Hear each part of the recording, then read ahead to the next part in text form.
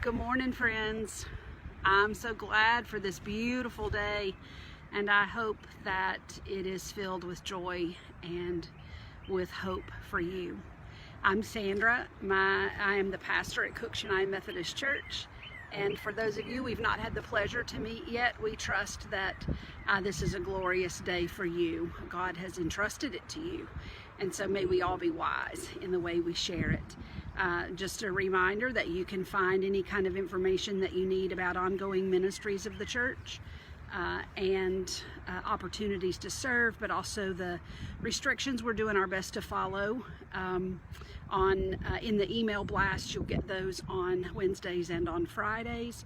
A reminder that you can find a devotional thought added to our YouTube channel and here on Facebook Monday through Fridays, and on Sundays we'll post a sermon. Look for Eric Coomer Music on Facebook for a live concert tonight, but also a time of worship on Sunday evenings at our regular time when we would be in the sanctuary. You can find it on his page at 5:30. I want to share with you a couple of verses today from Exodus. This passage is happening, you'll notice the story, when God has moved among the Israelites and moved in Pharaoh's heart to some degree. And Pharaoh has agreed to let the Israelites go, and now they have fled Egypt and find themselves at the shore of the Red Sea. And it's still a terrifying time because they can almost feel the breath of the Egyptians breathing down their neck, and they come to this what looks like an impassable experience, a reality that did not work out the way they had hoped. So I'm reading from the 14th chapter of the book of Exodus, and I'll begin with the 13th verse, and I'm going to read through the 15th. Well, let's listen for a word from the Lord together.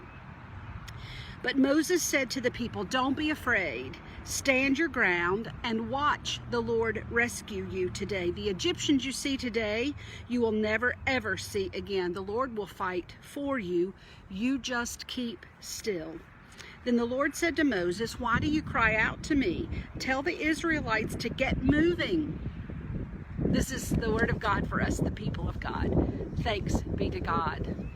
In this time where we're safer at home and our connections and contact with people have become so limited, when we still see destruction from the tornadoes of March the 3rd evidenced in our streets, and we know that it's real for so many of our neighbors, maybe many of you, it's really hard to balance being still and watching what God will do and getting moving at the same time. So I want to talk just a moment about that.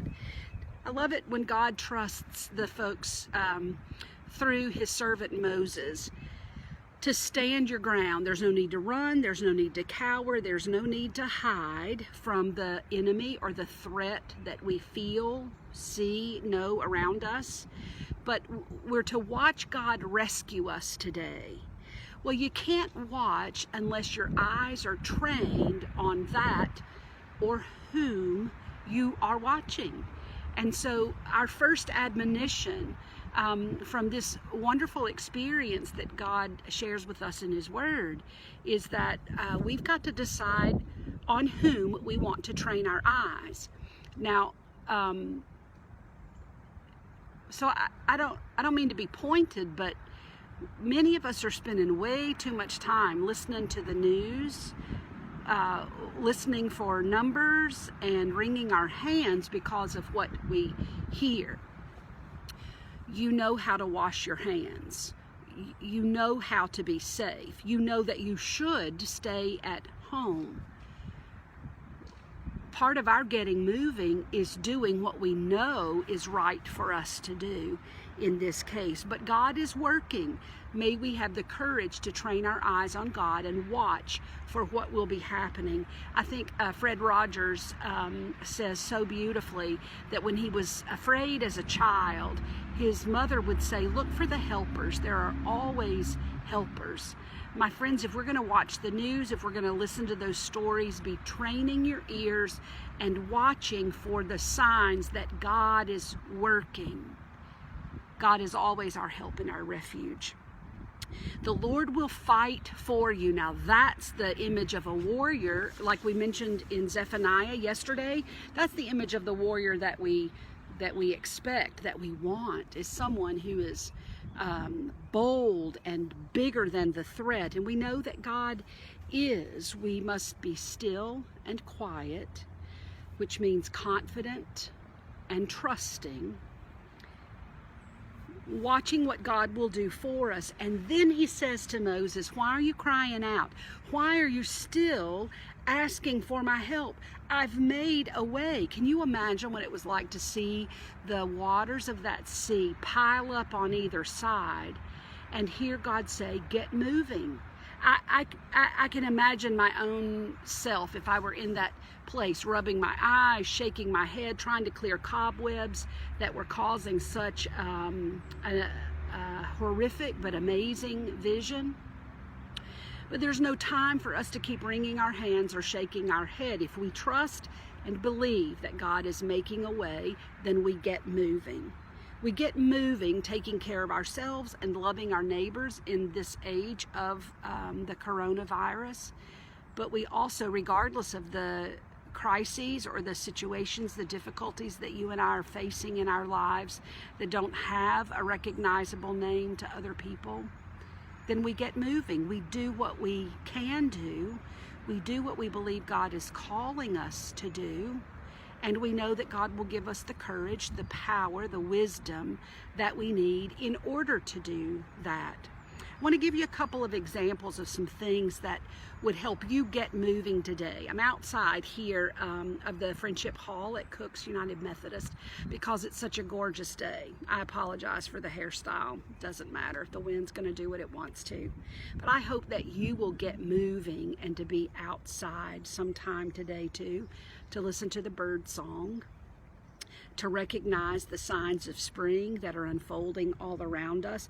And here are some other things that you could do to get moving in this time that is so, seems to be so uncertain and horrifically wonderful at the same time. I want you to do your best to stay safe at home, but that doesn't mean you have to stay locked up at home. If you don't have bad allergies, get outside and enjoy a few minutes of this beautiful sunshine. I have some friends in other cities who are offering this challenge to chalk your walk. Take some sidewalk chalk with you, or just regular chalk if you have it.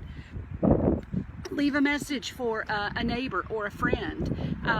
Draw a wonderful picture that's inspiring so that someone else can see it. Now's the time to enjoy snail mail too, to write some words of thanksgiving or to pray over someone so that they've got that message to hold and to hold on to. And of course, making phone calls or sending emails to folks that you think of often but you don't reach out to. I know you've got a list just like I do. Now's the time for us to get moving and to encourage others to do the same. And so I hope that as you remember God's promise that He is fighting for us and that all we have to do is to be still and to watch what He will do. There are still things that you and I are responsible for. So let's get moving in the same ways that we're willing to watch those walls of water and to enjoy, to take in, receive the phenomenon of what God is doing for us. There are ways for us to love our neighbors. And so I hope that you feel the love of God today in a powerful way. And I hope that you can share the love of God in a new and creative way. God bless you on this beautiful day.